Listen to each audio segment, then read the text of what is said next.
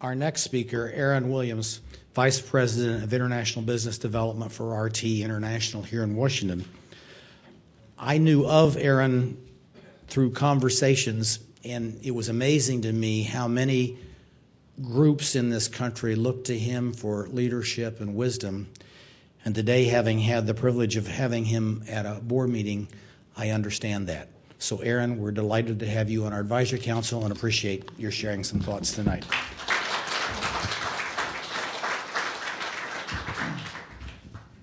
Thank you, Douglas, for those very kind words.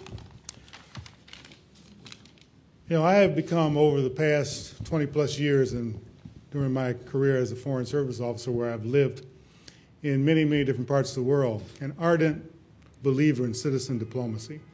It makes a difference in the world that we live in.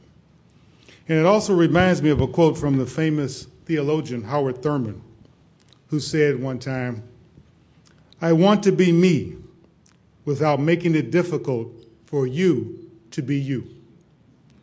And I think this really personifies why citizen diplomacy is interesting, especially is important, especially now when this planet is shrinking and we have to learn to live together.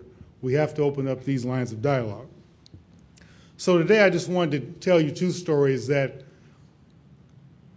have had a major impact on me in terms of my endeavors and my adventures throughout the world, and why I think it personifies, again, citizen diplomacy.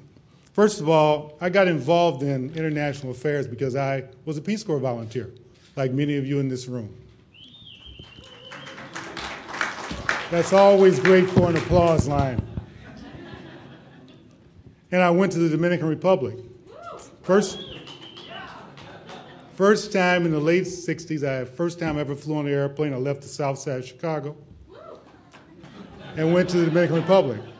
South side of Chicago has a lot of cachet these days, doesn't it? Wasn't always that way.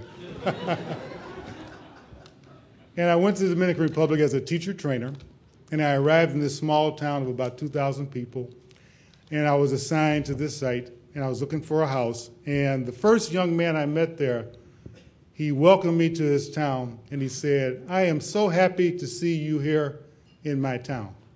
The town was called Silver Mountain. And I said, "Why is that?" He says, "Because I used to be an American Field Service student in Des Moines, Iowa."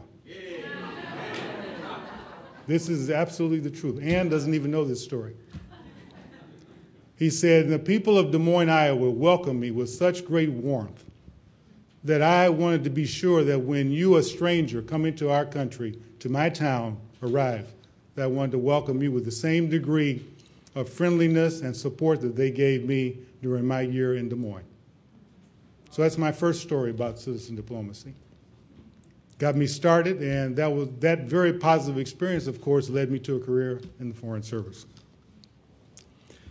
In early 2004, I had the privilege to welcome and host here in Washington, D.C., a delegation from the Baghdad City Council. I worked with them in Iraq in 2003, and so we had arranged to bring them to the United States. They were going to visit Washington, D.C., Denver, Colorado, and Houston, Texas. They came here, and they approached American shores, as you can imagine, with a bit of trepidation. They were worried. How are they going to be received? After all, this was a controversial time in terms of relationships between our two countries. And they came and they met their counterparts, city engineers, mayors, city councilmen. And they found out that they could have a dialogue and a discussion about things that affect people who manage cities everywhere in the world. Solid waste management. How do you collect the garbage? What about the water problems we have in Baghdad? What do you do about that in Houston? What do you do in Denver? It took away the entire political overlay and led them to have a dialogue between human beings. They were amazed. They couldn't stop talking about how surprising it was to be able to engage with people who understood their problems, because after all, managing a city, whether it's Houston or Denver or Washington, is very similar to a big city like Baghdad. It was an astonishing connection between people who had common problems. These are people who had been separated from the modern world and modern practices in terms of municipal management because of the regime of Saddam Hussein. They were able to make a breakthrough because the people they met in these cities reached out to them across the political divide. These relationships that were developed in early 2004, guess what? Without the support of the U.S. government, they have continued. There's a lot of reciprocity on both sides. And the people they met in Denver and Houston and in Washington, D.C. continue to support their Iraqi counterparts and friends back in Baghdad. I think this certainly is an example of what Howard Thurman said. I want to be me without making it difficult for you to be you. Thank you.